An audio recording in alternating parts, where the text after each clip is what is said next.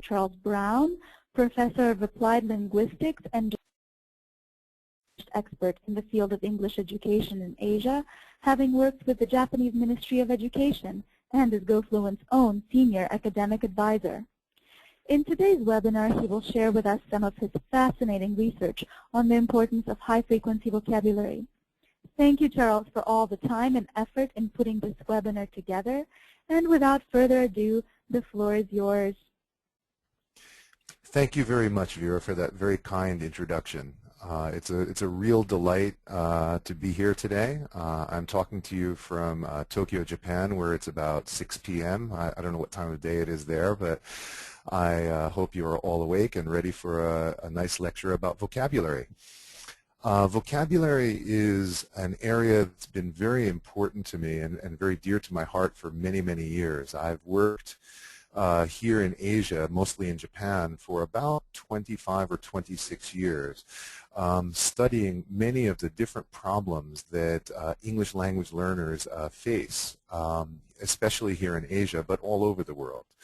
And one of the things that I found is that one of the cornerstone problems is that students are not studying the right vocabulary and they're not studying it properly.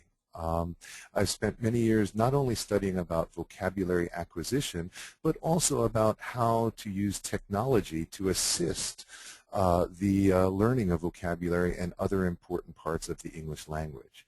So what I would like to do today is to begin by talking to you a little bit about some of the basic findings of something called corpus linguistics.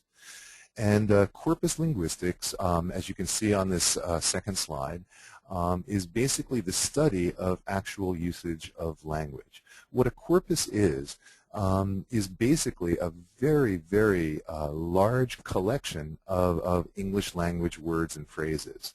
In the old days, when I say old days, I mean 100 years ago or 150 years ago, all of this work had to be done by hand. But these days, we use computers. And what we do is we put inside of the computer, we make a very, very large file, and inside that file, we put hundreds and hundreds of books and thousands of magazines and thousands of newspaper articles and transcripts of speeches and TV shows. Every kind of English we can think of, we put into one large file, and then we begin to analyze that file and find out which words are the most important words inside of that large file, which we call a corpus. So I'll talk a little bit about that first. After that, I'd like to talk a little bit about my own research, which looks at some of the specific problems that are faced by EFL learners related to vocabulary. Now, some of you might not even know the term EFL, and what this stands for is English as a Foreign Language. Okay, so there's actually two terms that are widely used: EFL, English as a Foreign Language, and ESL, English as a Second Language.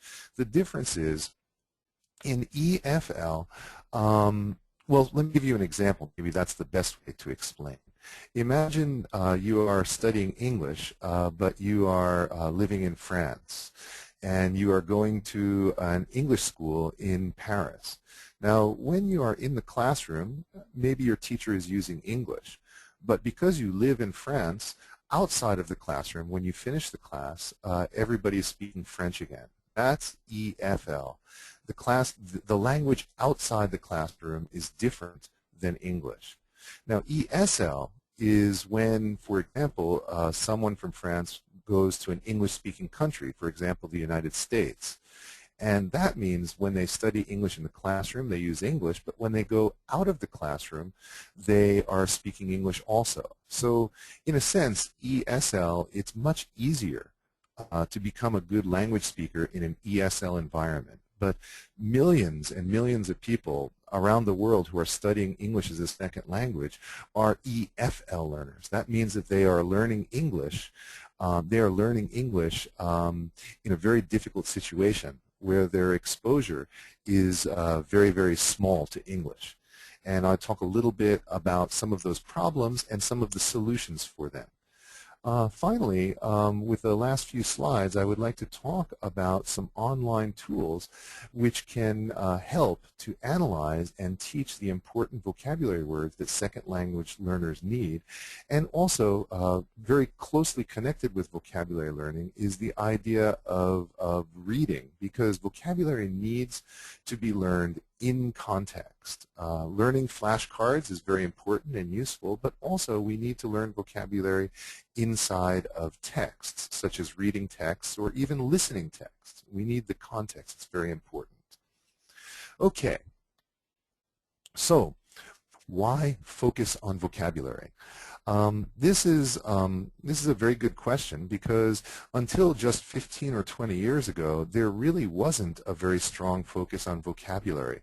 Most of the focus was on learning English grammar, or it was on learning listening skills or speaking skills or functions such as checking into a hotel or ordering at a restaurant. Why is there such a strong focus on vocabulary? Well, this has to do with actually someone named Professor Paul Nation. Paul Nation is a professor of linguistics at University of Wellington in Victoria, New Zealand. And he, more than almost anybody else, has really changed the way that we think about vocabulary in the language learning classroom. His book, Teaching and Learning Vocabulary, is considered the seminal work in vocabulary instruction. Seminal means extremely, extremely important. This book is one of the most important books with regard to vocabulary learning, and he is one of the people that really helped all of us around the world to realize just how important vocabulary learning is to becoming good at English as a second language. I was very, very lucky to have done both my master's degree and my doctoral degree with Paul Nation. So in a sense, I am one of his proteges trying to continue his work even today. Now let me begin by asking you a few simple questions. Maybe after I ask them, you might not think them so simple. The first question I'd like to ask is, how many words do you think that there are in the English language? How many words are there in the English language? Have you ever thought about this question? Is it 1,000, 5,000, 10,000?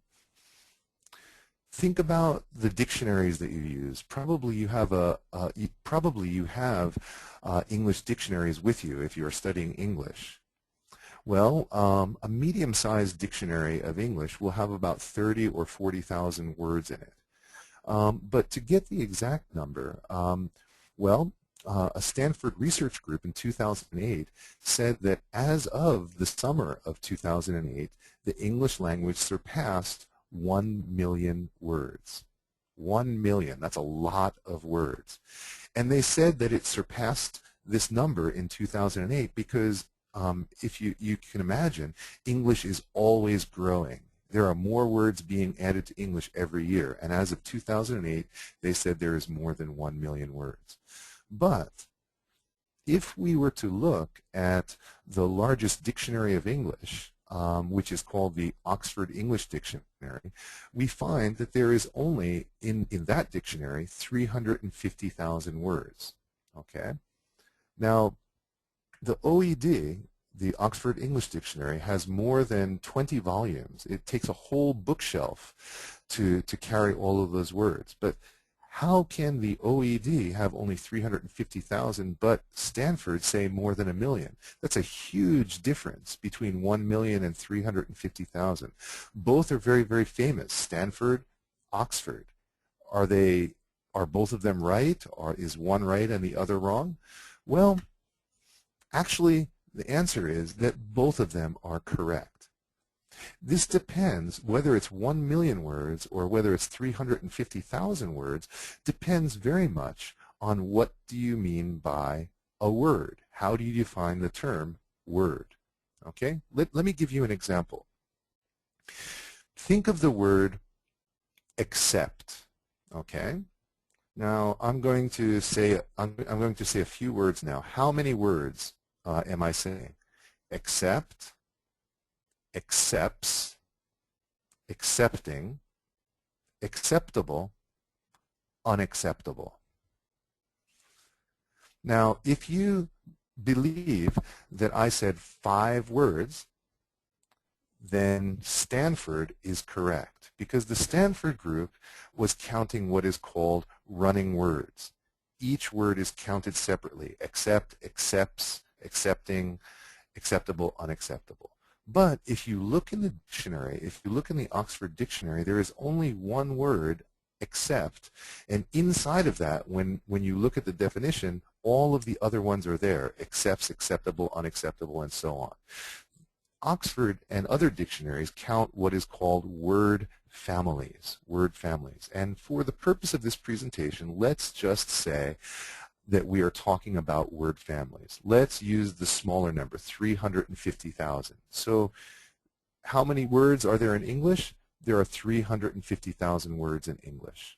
Now, another simple question. How many words does a typical native speaker know? All right? Let's imagine we are talking about a native speaker of English who has just graduated from college. So somebody who's about 20 years old. A 20-year-old who has just graduated from college who's a native speaker of English. There's 350,000 words in the English language. Actually, a native speaker only knows about 20,000 words. Okay, so I think there's an extra 0 there. My apologies. Native speakers only know about 20,000 words. A 20-year-old knows about 20,000 words. All right? This means that on average, native speakers learn about 1,000 words per year. A 20-year-old knows 20,000 words. A 25-year-old maybe 25,000 words. Okay, about 1,000 words on average. The important thing to notice here is that the number of words that a native speaker knows is much, much smaller than the number of words in the English language. Okay? What does that mean? Well, that means that certain words of English are much more important than others. If a native speaker only knows very few words, maybe those are the words we should be focusing on. Okay? And this brings us to another topic, which is the topic of frequency. All right? As I said, in corpus linguistics, what we do is we collect millions and millions of words into one big corpus, and then we find out which words are most frequent. In fact, the most frequent word of the English language occurs 7% of the time. What that means is if you open a book or a newspaper or a magazine, 7% of all the words you will see is the same word. Do you know what that word is? What is the most frequent word in the English language? I'm using it quite often right now. The most frequent word in the English language is the word the. I've just used it about 4 or 5 times in a single sentence. 7% of all the words that you will ever meet is the word the. Okay? Now, if you were to know the top 10 most frequent words in the English language, you would know actually 25% of all the words that you would ever encounter. If you know the top 100 words, you will know about half of all the words. That means if you know just 100 words, the 100 most frequent words of English out of 350,000 words, and you tried to read a book, for example, Harry Potter, you would already know half of the words in the book. That's quite an amazing number to me. If you knew the first 1,000 words of English, you would know about 75%. 2,000 words brings you somewhere between 80 and 85%. 5,000 words gets you all the way to 95%. 8,000 words, 98%. And 350,000 words is 100%. Okay, so let's try to look at this not in a chart. Sometimes looking at numbers in a chart is not so helpful. Let's see if we can look at it more visually. This might help you to understand. What you can see here is coverage of the, this is basically how much of the corpus is covered by knowing the first few thousand words. If you see on the bottom it goes 2,000, 4,000, 6,000, 8,000. If you know the first 2,000 words, the blue line is at 0.8. That's about 80%. So this means if you go into, this is called the BNC, the British National Corpus, one of the largest corpora in the world. If you, I think the BNC has more than 850 million words. Out of those 850 million words, if you know just the top 2,000 most frequent words, you can see you would know more than 0.8, 80% of all the words inside of that corpus. It's quite remarkable. Let's take a look at another slide. This sort of gives you a very, very clear visual representation of word frequency. The first 2,000 words of English, as I said, covers between 80 and 85% of all the words in the corpus, depending upon what the corpus is. If you were to double your vocabulary size from 2,000 and learn another 2,000 words, the second 2,000, that means going from 2,000 to 4,000 words, that second 2,000 words would only give you an additional 5% coverage. And if you learned another 2,000 words, only 3% more. And another 2,000, 2% more, and so on. So what you can see from this graph right here is that those first 2,000 words are crucially important. They are extremely important to learn. If you are a second language learner, you must know these first 2,000 words because they give you so much coverage. They help you to read and listen and understand so much English. The problem is that EFL learners just don't know enough high-frequency words. Here's a collection of studies of the vocabulary size of learners, EFL learners from many different countries. And you see the numbers are quite small. And we said that a native speaker knows a minimum of 20,000 words by the time they graduate from college. But you can see that most non-native speakers of English have very, very few words. This is a big problem. So what we need to do is we need to study vocabulary, and we need to study more vocabulary very quickly. Now, vocabulary learning is also it's very closely connected with the ability to understand texts, reading texts. Okay, so let me ask you a question here, another question. Let's imagine that you are reading an article about business. This article is titled "Embracing Risk in Career Decisions." Now, of course, there's going to be many, many words that you don't know in this article, but my question is, what percentage of the words in this article do you need to understand to be able to read easily? And what I mean by easily, what that means is read without a dictionary. So what percentage of these words must you be able to understand to be able to read without a dictionary? 50, 75, 85, 95? I've given seminars all over the world, and most of the teachers and students that I work with are usually making guesses of between 50 and 75%. But this is just not correct. It's just too low. And rather than tell you the right answer right away, what I'd like to do is to give you a test. English teachers around the world say to their students, please do not use a dictionary. If there's a word you don't know when you are reading, please do not use a dictionary. You should guess from context. Use the context and guess the meaning of the word. Many teachers say that. What percentage of words is necessary to guess from context? Well, what I'm going to do, the first slide I'm going to give you is a reading passage, and it's taken from a college textbook. And what I'm going to do is I'm going to imagine that your vocabulary size is about 1,000 words. If you remember from the earlier slide, the first 1,000 words of English will give us about 75% coverage. So what you will see is the first 1,000 words of English inside of the paragraph, and all of the words outside of 1,000 are blanks. Okay? What I would like you to do is to try and read this passage, try and read this, and what I would like you to do is to try and guess from context the blanks. Can you guess the meaning of the blanks? What word would go in the blanks? At 75% coverage, there are about 15 missing words. Please begin.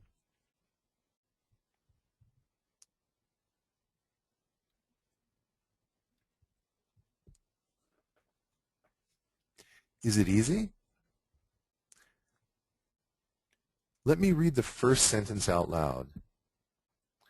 If blank planting rates are blank, with planting blank blank in each blank and the forest blank, clearly you can see that there are too many blanks. There are too many missing words.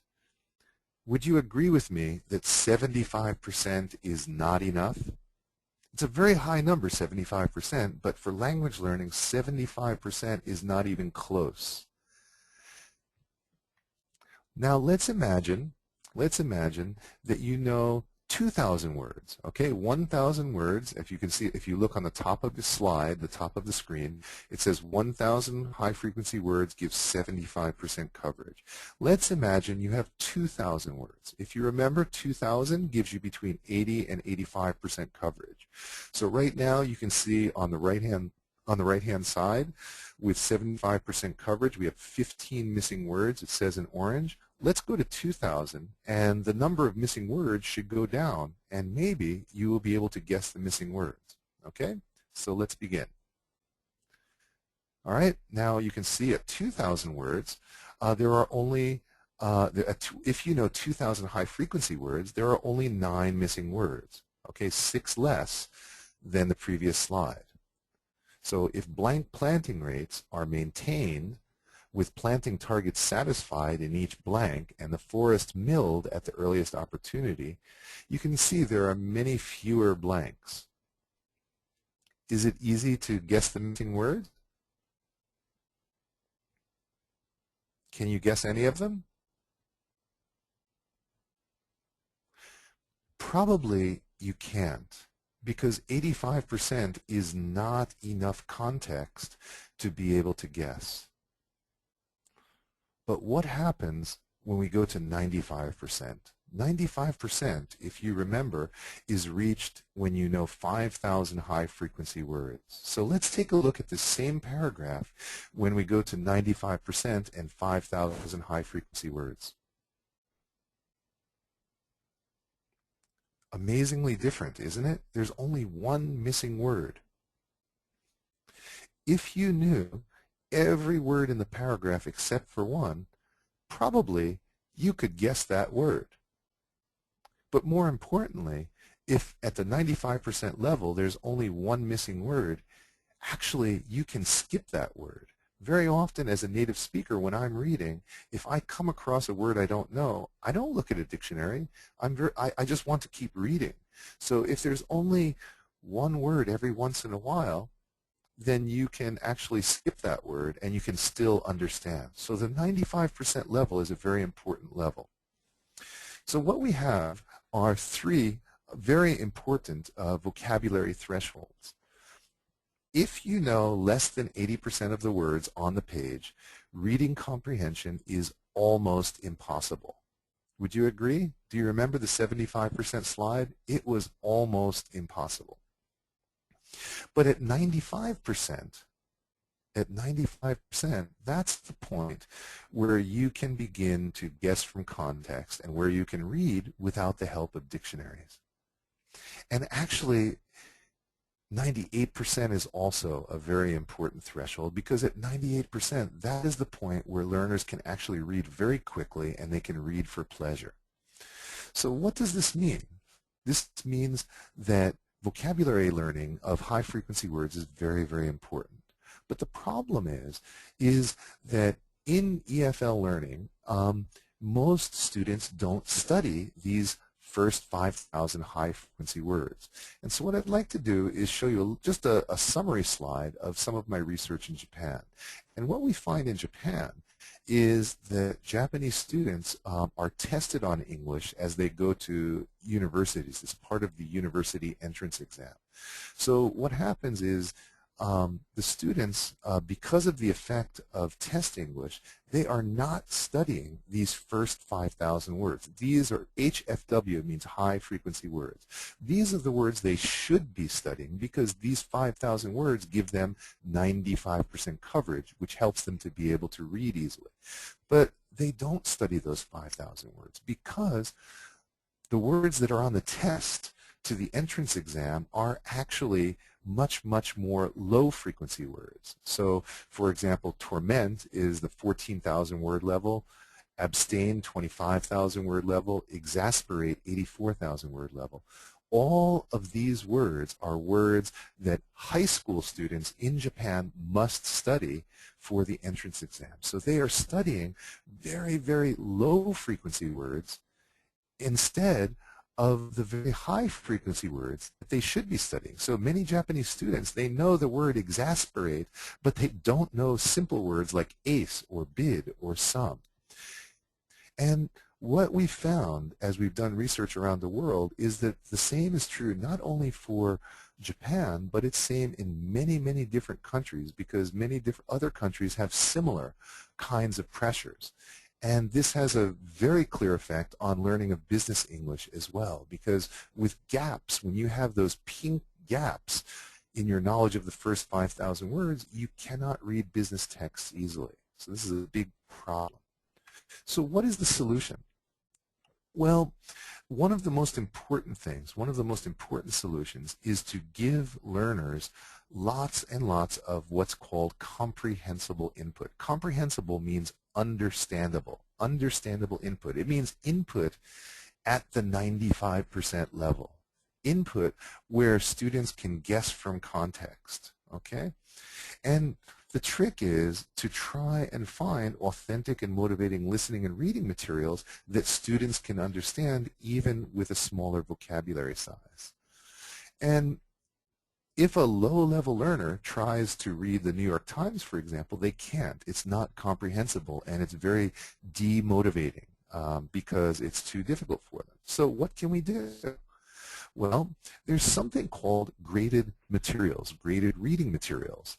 And many of the large publishers, such as Cambridge University Press or Oxford University Press or Penguin or Cengage or Pearson, many of these large publishing companies are making what are called graded reading material. So if your vocabulary size is only 700 words, for example, they will have a book that is written with only the first 700 words, which means that even though your vocabulary size is small, you can read that book without the help of a dictionary. So graded reading materials are very, very useful. But there's also graded listening materials. There's not a lot, but the same principle applies also to listening materials. So for example, VOA, Voice of America, has a website which uses only very high frequency vocabulary. They use only about 1,500 words, and all of the articles that are written with only 1,500 words, which means that even second language learners can understand without a dictionary, and all of the speaking, such as video broadcasts or podcasts, also with only 1,500 words. So this is a type of graded listening material. But what about authentic materials? Books and audios and videos that aren't graded. How can you actually grade something that's authentic? Well, actually there is a way to do this, because if you were to take, for example, 100 different newspapers, and you were to look at the difficulty of those newspapers, some of them will be very, very easy, written at a low level, and some of them at a medium level, and some of them at a hard level. But how can we decide this? How can we decide which are easy and which are hard? Well, one way is to use so-called expert intuition. That is asking expert teachers or scientists to make a decision about which ones are easy and which ones are hard. But another way is doing something called using something called a readability formula. Readability formula is a scientific formula made by researchers to think about and look at and analyze the difficulty of written texts and also audio texts. What you see on your screen right now is just a sort of a formula. And you don't have to read it in detail. You don't have to know science to understand this. But one of the most popular formulas, which I'll just briefly introduce here, is something called the Flesch-Kincaid, made by two researchers, one named Flesch and one named Kincaid. And what you can see is a bunch of numbers, and then in parentheses you can see total number of words over total number of sentences, and total number of syllables over total number of words. Simply put, what this means is that very, very long sentences with lots and lots of words are considered to be much harder to understand than short sentences. This is a cat, only 3 words, very, very easy. But if I were to make another sentence, over there on the ledge I can see a feline animal that looks like it has whiskers. Very, very many words, probably more difficult to understand, right? Long sentences are more difficult than short sentences. Long words, words with many syllables, are more difficult than ones that are shorter. And you can see on the bottom of your page there's a little calculator where you can copy and paste text in and find out the difficulty. President Obama in the United States, many people like to listen to his English because he's considered to be a very, very good speaker of English, a very eloquent speaker of English. And one of his great abilities is that depending on his audience, he can speak at a much higher level or a much lower level. And if we were to analyze some of his speeches, we would find that some of them are very, very easy to understand. For example, about 2 years ago, President Obama gave a speech announcing his educational policy. And instead of announcing it to a group of adults or the United Nations or congressmen, he actually introduced his policy to a group of high school students, a group of 9th graders. And if we were to analyze his speech, and what we need to do is we need to find a copy of the transcript of the speech, which we can do, for example, by going to the White House homepage, and we can see the text of the speech right there. And if we were to analyze the difficulty, what we would do is we would copy the text, and we would put it into the calculator, and then we would hit the Calculate Score button, which you can see, and you can see the result. And right here, the result says that the Flesch-Kincaid grade level is 9. 9, it means high school grade level. So in other words, Obama's speech about education policy was in very, very easy English. So this is a scientific way that we can look at the difficulty of written or spoken texts. Now, another thing that can be done is to take a very difficult text and try to make it simpler. That's called simplifying an authentic reading material. Now, how do we do this? Well, there are other online tools that we can use to do that. The first step would be to find on the web an article that you're interested in reading or learning. And what we have here is an article from the Harvard Business Review. And the title of the article is When to Give Up on Your Goals. What we would do is to find an interesting article and then copy that article and paste it into another online tool. This online tool is called Vocabulary Profile, another vocabulary analysis tool developed by Dr. Paul Nation. And in this tool, what you would do is you would copy and paste the text you want to analyze. You copy it into this box, and then you hit on the right-hand side, you can see a Submit button. And you would submit the text, and what you will see is a very nice color-coded readout analyzing the vocabulary words in this text. So what we can see here, on the bottom, if we look on the top left, let's start with the top left, you can see a line that says K1 words. 1 to 1,000. K1 means first 1,000. And those are all the blue words. And we can see the percent, 78% coverage. The K2 words is the next 1,000 words, and we see 2%. So combined total is about 80.43%. And as we said, the first 2,000 words of English usually covers between 80 and 85%. So only 80% means it's a little bit difficult. The red and yellow words are academic words and off-list words, which can potentially be very difficult. Now, the way we use this tool, first of all, you can look and you can see all of the blue words on the bottom right. The blue ones are the easy ones. The red ones are the potentially difficult ones. And what we would do, what an editor would do, for example, an editor working at goFLUENT, would be to take this text and they would try to take the difficult words such as brilliant, or squash, or gym, or compel, and take those words and try to rewrite them into easier English so that all of the words on the page are actually blue words from the first 1,000 or green words the second 1,000. And by doing this, by using this tool, they are able to take a very difficult material and to make it into something much simpler and easier to understand.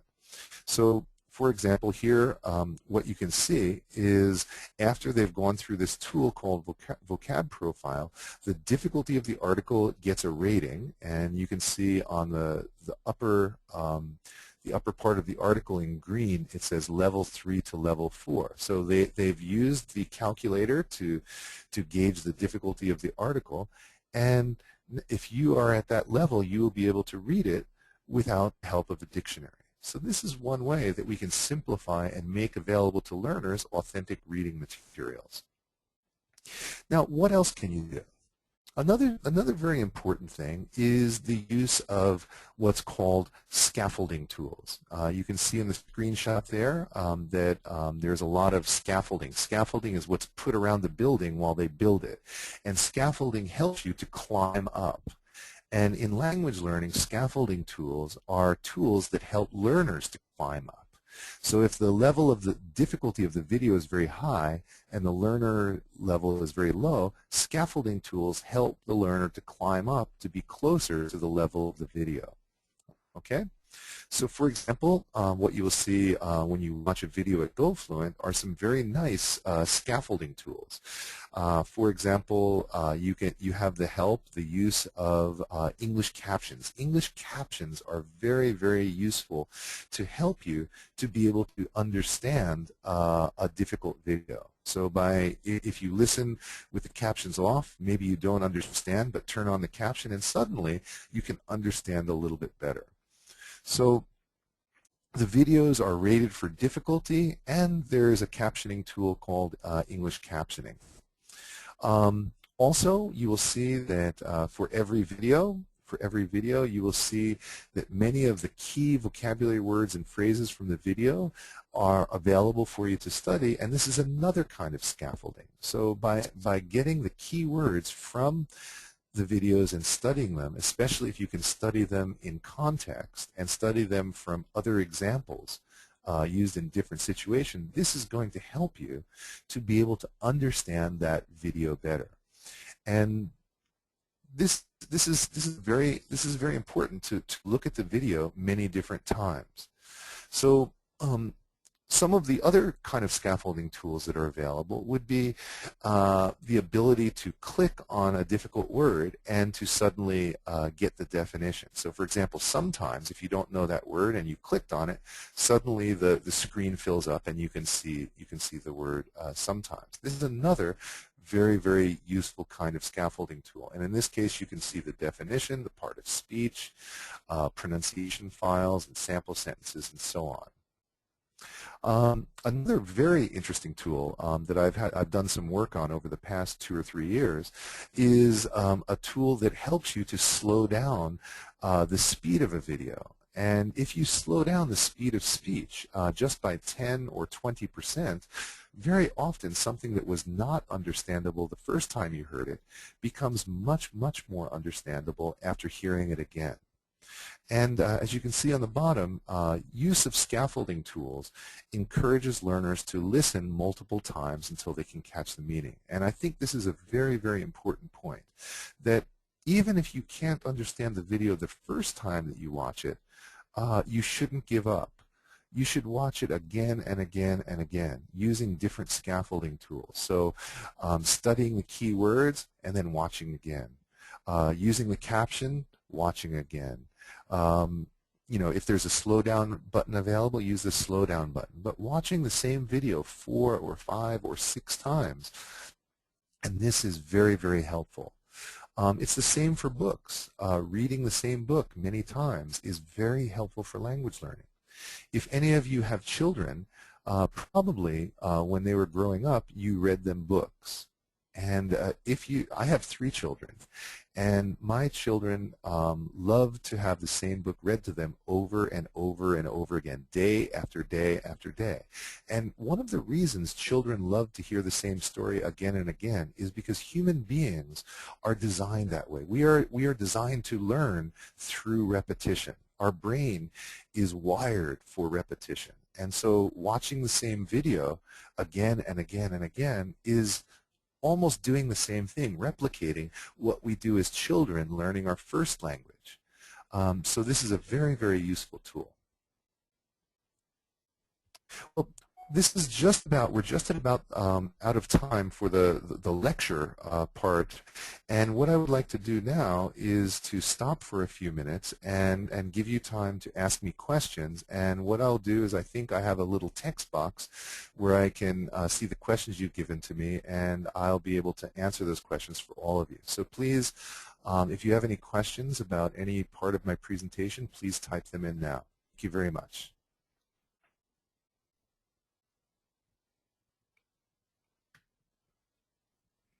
Okay. Well, I can see somebody wanted to guess the missing word in the previous slide for 95%, whether it's square meters or cubic meters, and I believe the answer was cubic meters. So very good guess. Let's see. We have many comments, but not too many questions. That's okay.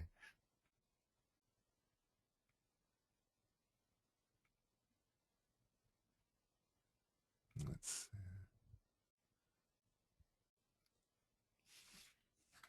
see. Well, it's not really a question, but somebody has mentioned that they use goFLUENT with learners, and that the comments about the article's levels in videos was very helpful. I think this brings up a very good point, and that is the importance of knowing the level. On the one hand, knowing the level of your learners, and also on the other hand, the level of the texts and the vocabulary words. We need to have a very good match between the level of the learner and the level of the material. And the researcher associated with comprehensible input, which is one of the slides I showed, is named Stephen Krashen. And Stephen Krashen's argument was that if we give learners input, if we give them lots and lots of input that they can understand, that is just at their level, then they are going to learn easily and they are going to learn naturally. Many of my students here in Japan say that my English is very, very easy to understand compared to other native speakers. And I think the reason that my English is easy to understand is because I make a conscious effort to reach the level of my students. Watching their faces very closely, and if it looks like they don't understand, I speak a little bit slower, or I repeat the same expression again, or I use simpler words, and so on. So this idea of comprehensible input and knowing the level of your learner and knowing the level of the materials is very, very important. And if you look through the materials that are available to you at goFLUENT, you'll see that almost everything is very, very carefully leveled so that you can be working with materials, working with reading materials, working with video materials at your level, which is very, very important. One of the problems in Japan is that Japanese learners are given materials that are very, very far above their level. So their level might be only intermediate, but they are given very, very difficult reading or listening materials. And because of that, they lose their confidence in English, and they lose their motivation to study English, and slowly they begin to give up to study.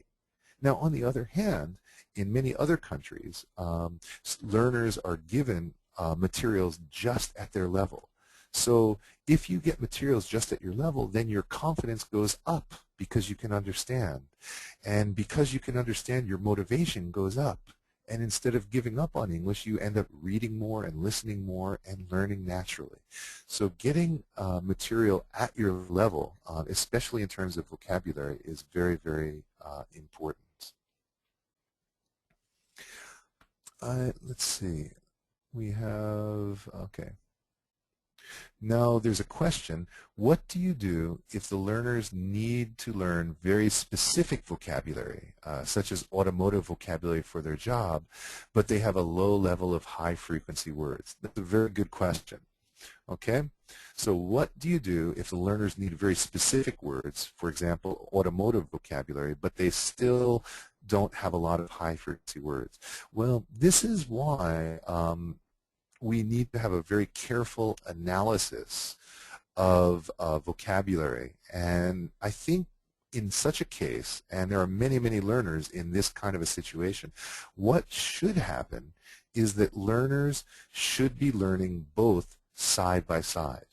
What I would say is that somebody who's in the automotive industry should be studying automotive vocabulary, but let's say for example there's 1,000 automotive words, which is a very, very likely about 1,000 automotive words. They still need those first 5,000 general words. General English is the core. Those are the building blocks. So they still need those 5,000, but they also need the 1,000. In such a case, what I would say is that they should spend about 60 or 70% of their studying time working on the first 5,000 core words, but then the other 30% of the time studying the automotive words. So they can do both simultaneously, but they have to work very quickly and systematically to get those first 5,000 words, because those first 5,000 words are the ones that help them to be able to read text, including automotive text. Because if you know the 1,000 automotive words, but you don't know the first 5,000, you still can't read an automotive text. Those first 5,000 are quite crucial. Okay. Another question. How would you approach teaching a list, or do you believe in vocabulary lists at all? Well, learning lists of words is useful and important, but the problem with lists is that you can't actually memorize a list of words that's on a piece of paper easily. Okay, if you write a list of 20 words on a piece of paper and try to memorize them by reading them over and over again, the problem is that the human brain is very, very smart. And what happens is the human brain will memorize the order of the words on the piece of paper before it's memorized the meanings. So we tend to memorize order before we memorize meaning. So if you want to learn a list of words, my advice is to not use the list at all, but use flashcards. On separate pieces of paper, write down those 20 words, and you have 20 separate pieces of paper. And you study them once or study them twice, but then after you've looked through them, shuffle the pieces of paper so that every time you are studying in a different order. And if you shuffle the order, then you will learn that list of words much, much quicker and much better. Another question is, is there a book which comprises 5,000 high-frequency words? Well, there's several books that will cover these words. There's not the problem is there's not just one list. As a matter of fact, even myself, my own research, I am publishing my own list of general service 2,000 word list of the 2,000 most frequent words of English, of academic words, the 1,000 most important academic words, and so on. So even I'm publishing those kind of lists. But there's not just one accepted list, because lists are connected to corpora. But if, there is a lot of similarity. If you compare my lists to Dr. Paul Nation's lists, to the lists in the British National Corpus, if the research is done well, you will see that all three of our lists, Dr. Nation's, my list, and BNC, have about 95 or 98% overlap. The words will be very, very similar for the most part, with only 2 or 3% different. But I would say, honestly, if you wanted to have a good book to have which contains some vocabulary lists, as well as many other advice on how to learn vocabulary, then the book on the second slide that I showed, called Teaching and Learning Vocabulary by Dr. Nation, that would be a very good one. That was published in 1990 by Heinle and Heinle, but in the year 2000, Dr. Nation greatly expanded that book and published it with Cambridge University Press in the year 2000, and the title of that book is called Learning Vocabulary in Another Language, published by Cambridge. And if you wanted a more recent version of that book, that has many vocabulary lists as well as many strategies for studying vocabulary and teaching vocabulary. Well, let's see. I think that we've taken care of most of the important questions that you've sent me, and we're just about out of time too. So I think what I would like to do is to hand over the microphone back to Vera, and I'd like to say thank you very much for joining me for this webinar today. Yes, thank you again, Charles, for your expertise and for sharing with us this important research. And thank you, everyone, for joining us today. We will send you the link to download the presentation and to watch the recorded video of the webinar. We hope you enjoyed it, and we look forward to seeing you again at our future events. To learn more about goFLUENT, you can visit us at www.gofluent.com. Thank you, and have a wonderful day.